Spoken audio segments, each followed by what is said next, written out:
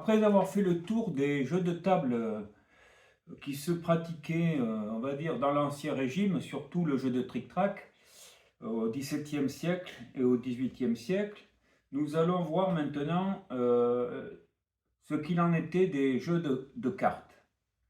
Alors les jeux de cartes, le jeu emblématique de cette époque-là, du XVIIe siècle, c'est le jeu de l'ombre. Le jeu de l'ombre est un jeu qui a eu qui a été très en vogue, on va dire, à la cour de Louis XIV notamment, et qui a continué au début du XVIIIe. Et c'est un jeu qui se joue encore, on va dire, au Danemark. Il se joue encore au Danemark, dans des clubs. Bon, peut-être que les joueurs ne sont plus très jeunes, mais il a été très pratiqué. Les règles en ont été un peu modifiées, mais dans l'ensemble, ce sont les mêmes que celles qui étaient pratiquées au XVIIe siècle.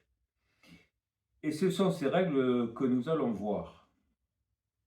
Donc le jeu de l'ombre est un jeu d'origine espagnole. Il s'écrit avec un H, et hombre, donc c'est hombre, l'homme en espagnol. Alors pourquoi il s'appelle hombre?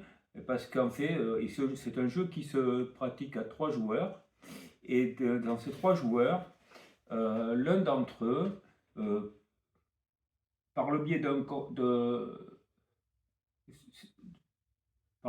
d'enchères, on va dire de contrats, d'enchères sur des contrats, va jouer seul contre les 2 autres joueurs, puisque donc, comme j'ai dit, c'est un jeu à 3, et que donc il va y avoir l'ombre qui va jouer contre les 2 tiers.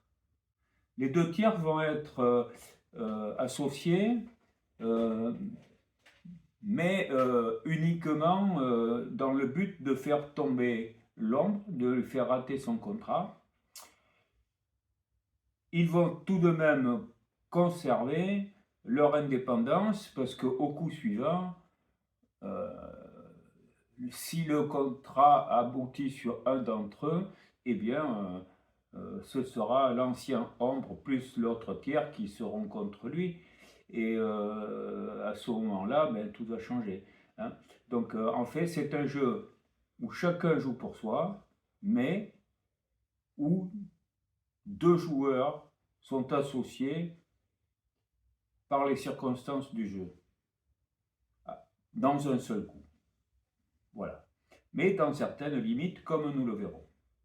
Donc, voilà.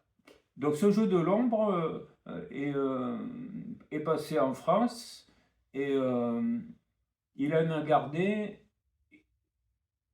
son vocabulaire, partiellement son vocabulaire espagnol, mais il n'a pas gardé le jeu de cartes typique espagnol. Et il a été adapté au jeu de cartes français que nous connaissons bien. Voilà. Donc, le jeu espagnol contient 40 cartes. Nous allons le voir. Là, vous avez les règles du jeu de l'ombre. Ce traité date de 1709 et c'est la 6e édition. Là, chaque fois, il y a quelques petites modifications. La gravure là, est de Jean-Baptiste Bonnard.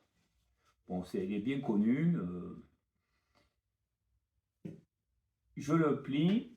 C'est celui que j'ai utilisé pour vous présenter les règles qui vont suivre. Je le mets de côté. Je vais le mettre là. Alors, allons-y. Donc, un jeu de cartes espagnol à 4 couleurs, on va dire 4 enseignes, qui sont le basta, l'espada, le dinero, la copa. Voilà. ce sont les 4 qu'il va falloir rapprocher du pic, du carreau, du cœur et du trèfle. Les deux ici, donc coupe et argent, copa dinero, ce sont les cartes rouges.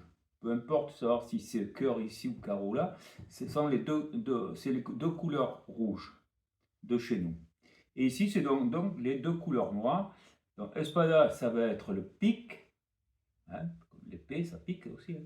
Et ici, la basta va être le trèfle. Voilà. Celle-là nous intéresse, celle-là moins. Je vais les retirer pour l'instant. Je vous dis qu'il y a 40 cartes. Donc, il va falloir transformer notre jeu de 52 cartes en 40 cartes. Et pour faire cela, il va falloir enlever 12 cartes. Et ces 12 cartes se vont être donc les 4-8, les 4-9 et les 4-10. D'accord? Ça fait 3 x 4, 12. 52 moins 12, 40. Donc, on se sépare des 8, des 9 et des 10. Je les mets de côté. Il nous reste donc ici 40 cartes. Nous allons maintenant voir comment on place, dans quel ordre nous allons ranger nos cartes. D'abord, nous voyons le jeu dit ordinaire. Le jeu ordinaire de classe, c'est le jeu où les cartes ne sont pas des atouts. Alors, si les cartes ne sont pas des atouts, je vous présente par exemple pour les noirs, on va prendre ici, on va mettre la plus basse, et ici, on va aller vers la plus haute. Donc 2, 3, 4, rien de spécial là, 5, 6, 7, alors 8, 9, 10 n'existe pas, donc on passe au valet, à la dame et au roi. D'accord? Voilà. Et on ne parle pas de l'as, c'est volontaire. Je le mets de côté. On en parlera après. On va déjà considérer qu'il ne fait pas partie de la couleur trèfle. Donc passons à la couleur pique. C'est la même chose. Donc on va dire 2, 3, 4, 5, 6, 7, valet, dame, roi et l'as de pique. Je le vois ici. On ne le compte pas non plus dans la série des piques, donc dans la couleur pique, puisque en français on appelle ça une couleur. Il y a la couleur rouge et la couleur noire, mais une couleur, ce sont que les couleurs d'un drapeau. Donc ce sera donc ici c'est pique, ici c'est trèfle, mais c'est quand même des couleurs. À quelle couleur vous jouez, à trèfle, à pique, etc. Je sais que maintenant, bon, on va tout moderniser, bon, on va parler d'enseigne, etc. Bon. Ça, ce sont les cartes blanches, ici. Et ici, ce sont les figures. Voilà. Bon, je ne fais pas de publicité pour le loto, mais ce sont des cartes que je possède depuis, on va dire, le milieu des années 80 et même la première moitié des années 80, ce sont des cartes de marque Grimaud. Hein. Donc, bon, les cartes Grimaud, c'est un grand classique en France. Hein. Donc, ce sont des cartes de portrait français qui sont très agréables. Je les conserve, vous voyez, elles sont très solides. Bon, maintenant que nous avons vu comment étaient classées les cartes noires, il n'y a pas de surprise, à part que les as ne sont pas dans le lot. Nous allons placer les cartes rouges. Donc allons-y. Donc, et vous allez voir tout de suite qu'il y a quelque chose qui va être différent. Vous voyez? Là, je commence à 7. Vous voyez, le 7 est ici normalement. 7, 6, c'est en fait, je mets à l'envers par rapport au noir. 4, 3 et 2. Voilà. D'accord? Alors, qu'est-ce qu'on peut dire? On peut dire que c'est bizarre. Hein? Mais maintenant, il faut savoir que là, dans les cartes rouges, l'as compte. Et l'as, il vient ici. D'accord? Donc ici, si vous prenez, mettez l'as ici, bon, je vous dis tout de suite qu'il va être suivi du valet, de la dame, puis du roi. Donc vous voyez? Alors il y a une espèce de logique tout de même, c'est que si vous prenez dans ce sens, vous allez avoir roi, dame, valet, as, et puis 2, 3, 4, 5, 6, 7. Voilà. Alors qu'ici, c'est, on monte comme ça. Alors, donc il y a une carte de plus en rouge qu'en noir. Donc 10 cartes ici, 9 cartes ici. Bien, ça c'est la particularité de ce jeu, c'est la disposition. Et pour le cœur, c'est pareil. Les deux cartes rouges, les deux couleurs rouges vont avoir cette particularité d'avoir toutes leurs cartes blanches dans le sens inverse par rapport aux cartes noires. Valet, dame et roi. Donc, voilà. Vous voyez, dans le jeu ordinaire, il manque une carte dans chaque couleur noire.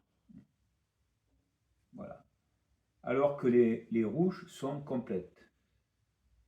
La carte la plus forte, c'est le roi, partout. Ici, ça va être le 2, la carte la plus faible. Et ici, c'est le 7. Donc ça, lorsqu'on va faire des choix pour choisir l'atout, parce que c'est l'ombre qui va choisir l'atout, hein, s'il gagne le contrat, il choisira l'atout. Quand il va choisir l'atout, il va falloir qu'il tienne compte du nombre de cartes qu'il a dans chaque série. Ça, c'est une chose. Voilà. Maintenant, nous allons passer à la manière dont vont être rangés les atouts dans la couleur que l'on aura choisie. Alors, il y a deux possibilités. Soit on choisit une couleur rouge, soit on choisit une couleur noire. Nous allons commencer par le plus simple, la couleur noire. La couleur noire, elle ne change pas. Elle garde la même hiérarchie. La 2 est la plus petite pour le moment, hein, du 2 au roi pour l'instant. Ici pareil, du 2 au roi. Les atouts vont être complétés par les deux as. Parce que ces deux as noirs sont des atouts permanents. Et d'ailleurs, on ne les appelle pas par le nom d'as de pique et as de trèfle. Alors il faut voir que l'as de pique correspond, vous voyez, l'as de pique, il correspond à l'épée, et l'as de trèfle correspond à la batte, au bâton. Et donc, on va les appeler espadille, petite épée, et la baste, la batte, comme une batte de baseball.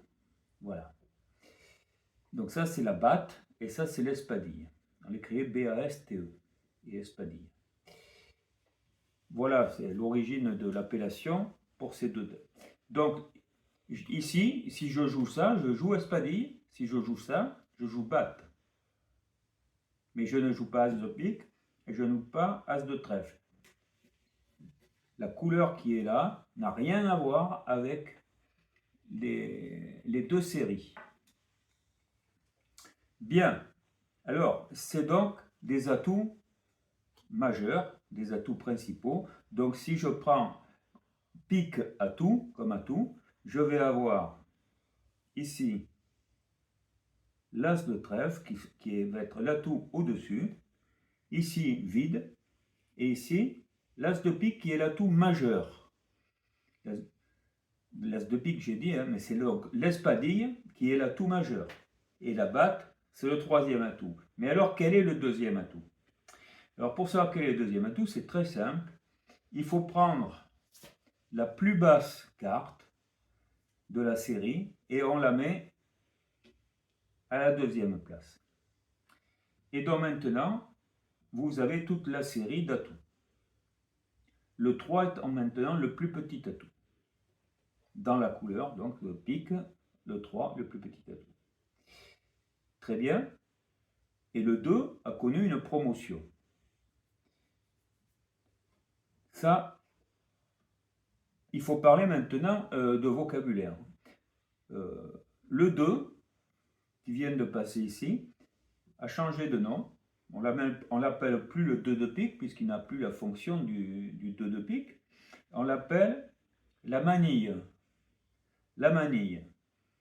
Bon, c'est une déformation en fait du mot mala en espagnol, la mauvaise, ou maligne, et qui est on appelé la malilia en petit, et donc qui est devenu la manille avec un N.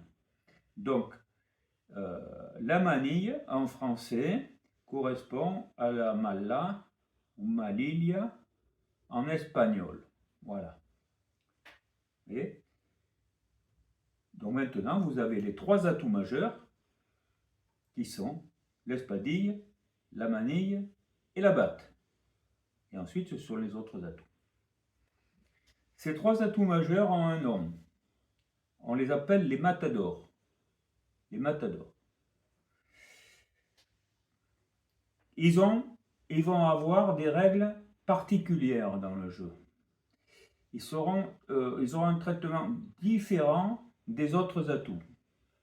Nous en parlerons dans une prochaine vidéo. Ce n'est pas la vidéo d'aujourd'hui. Je vais enlever ça. Maintenant que vous savez. Alors, supposons que maintenant, on veuille faire atout trèfle. Bon, ben, le 2, il prend sa valeur normale.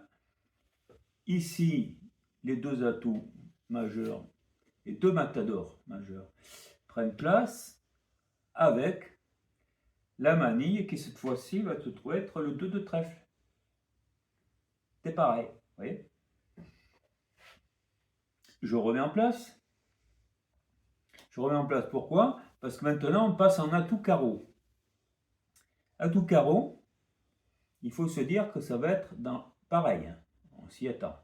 Donc, ici, espadille, il me manque la manille, et la manille, c'est pareil, c'est le dernier, sauf que le dernier, ici, c'est un 7. À carreau, ça va être un 7. Donc, il y aura une gymnastique au départ. Hein. Après, on s'y fait. Hein. Voilà. Et ici, vous avez les trois matadors. Espadille, manille et batte. C'est pas un 7 de carreau, c'est la manille. Donc, vous voyez que lorsque on va faire les enchères sur contrat, il est bien évident qu'il faudra bien regarder son jeu pour savoir comment il va se transformer si je prends tel ou tel atout. Hein. Est-ce que j'ai des cartes basses, les plus basses, donc du 2 ou du 7, qui, si je le mets en atout, je vais me donner quand même le second atout, hein, qui pourrait peut-être compléter soit la batte, soit l'espadille. Bon, j'en dis pas plus, mais vous commencez à voir qu'il y a une importance capitale pour faire le choix de l'atout. C'est un des critères de choix. Bon, est-ce que c'est fini pour les rouges? Ah, eh bien non, c'est pas fini pour les rouges. Déjà que les rouges nous ont montré qu'ils inversaient les cartes blanches, eh bien, ça va encore un peu plus loin. Pourquoi? Parce que ce qui se passe, c'est que maintenant, je vais remettre ça par là. Vous verrez pourquoi. Je sors l'As, qui lui va connaître une promotion. Il va connaître une promotion. Et je vais vous montrer cette promotion. Je fais ça parce que je voulais voir plus clair. Voilà. On dirait que j'aurais pu laisser comme ça, hein, et faire remonter cela au contraire. Voilà. Comme ça, ils sont tous alignés les uns sous les autres. Quoi qu'il n'y ait pas d'intérêt particulier à comparer les couleurs ensemble. Voilà. L'As, donc, est sorti de son rang et il connaît une promotion et il passe devant le roi. Voilà. Ça y est, le mouvement complet est fait. Au niveau des cartes rouges, donc ici c'est le carreau. Le carreau a tout. On a vu que donc la plus basse carte, qui est le 7 de carreau, a été promue en manille, mais que l'As de carreau a été promu en tant que quatrième atout. Il est passé devant le roi.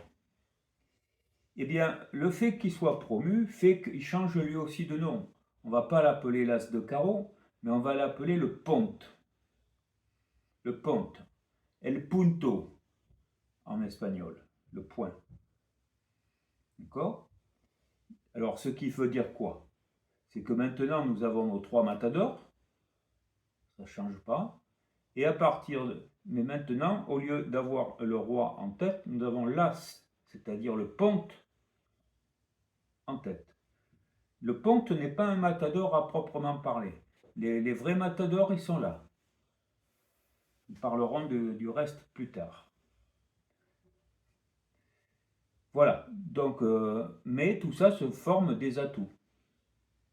Alors, on dit atout, mais à l'époque, on disait plutôt triomphe. Ce sont des... Ça, ici, ce sont les... le carreau, c'est la couleur de la triomphe. Donc, ça veut dire quoi? Ça veut dire que le carreau, il triomphe de toutes les autres couleurs.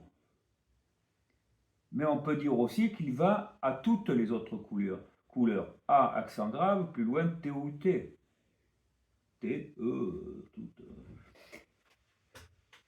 etc. À toutes les autres couleurs. Et pour simplifier, eh ben, au bout d'un moment, le A toutes est devenu atout, en un seul mot. C'est tout. C'est la seule raison. Par contre, si on prend les pays comme, on va dire l'anglais, par exemple, on dit toujours Trump, qui veut dire c'est un raccourci de triomphe. Triomphe, d'accord.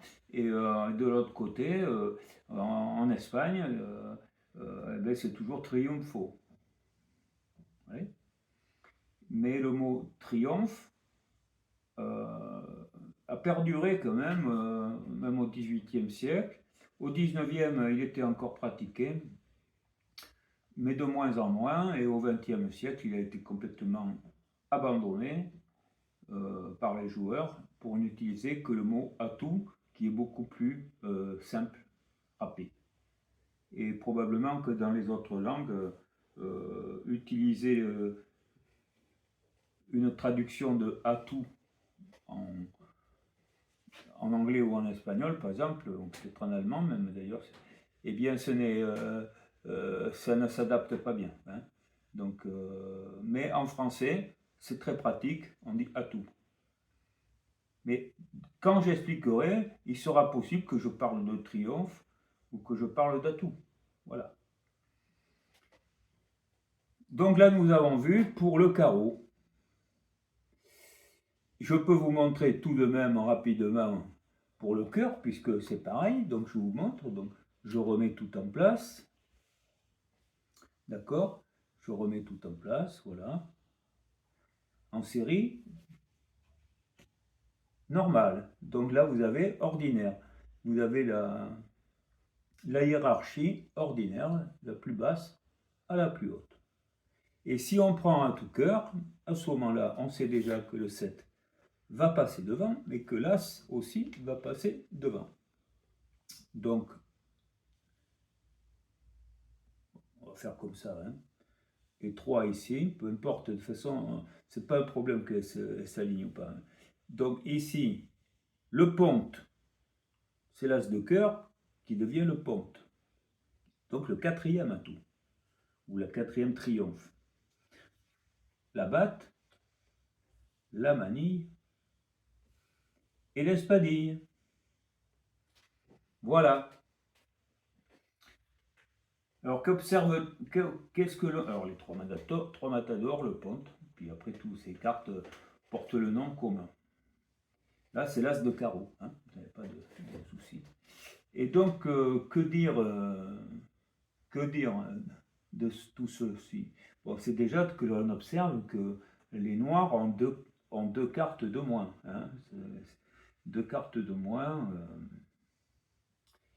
On va dire, elles ont deux cartes de moins lorsqu'on joue. Elles ne sont pas en atout. Hein, donc, enfin, deux. Tous les noirs, parce que ça va faire. Vous allez avoir 9 piques et 9 trèfles, puis 10 carreaux, par exemple. Et si c'était le cœur était en ordinaire, il aurait 10 cœurs. Voilà. Mais lorsqu'on passe en atout, eh bien, on rajoute au rouge, on leur ajoute 2 cartes. Donc, ils vont passer à 12 cartes.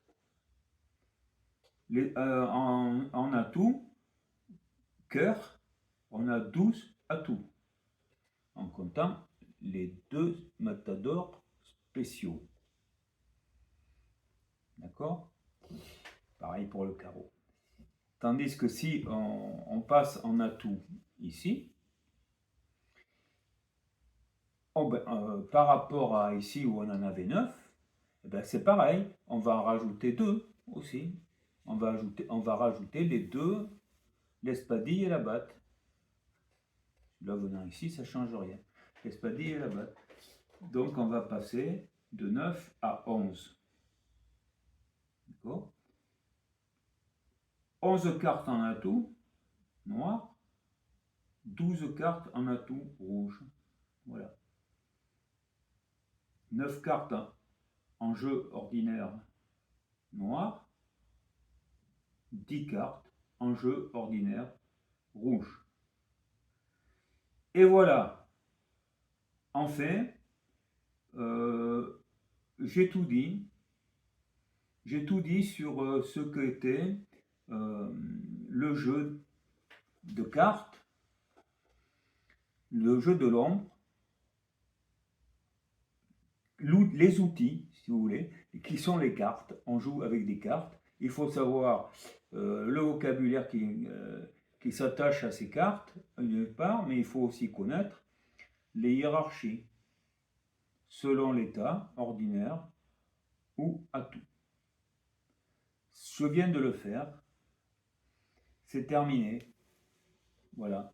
J'ai terminé pour cette première vidéo. Donc c'était représenté aussi par des petites figures. Et je vous dirais c'est les mêmes, hein, c'est les mêmes visages, sauf que bien sûr ils étaient en pied et non pas coupés en deux en diagonale. Voilà. J'ai donc terminé avec cette première vidéo sur le jeu de l'ombre. Il faut donc d'abord bien s'imprégner de ce contenu avant de pouvoir continuer. Et nous continuerons en parlant du jeu de la carte, c'est-à-dire comment les trois joueurs vont vont pouvoir jouer et lorsque chacun aura posé sa carte, qui est-ce qui va gagner et qu'est-ce que sera obligé de faire un joueur par rapport à la première carte qui a été jetée et le deuxième joueur, et le troisième joueur qui joue, pareil, etc. Et donc il y aura les règles, c'est ce qu'on appelle les règles du jeu de la carte.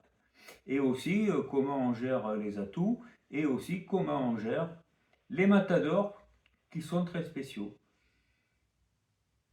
C'est ça le jeu de l'ombre. Lorsqu'on connaît tout ça, bien après il faudra passer, puisqu'on connaîtra le jeu, on pourra savoir si on peut gagner ou pas gagner. Donc il faudra passer au jeu proprement dit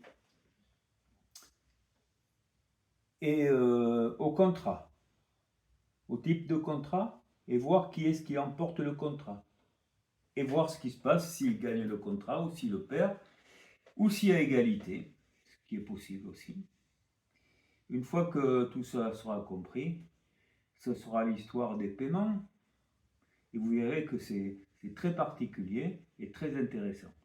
Donc pour l'instant, je vous dis bonne soirée ou bonne journée, et puis à très bientôt. Au revoir.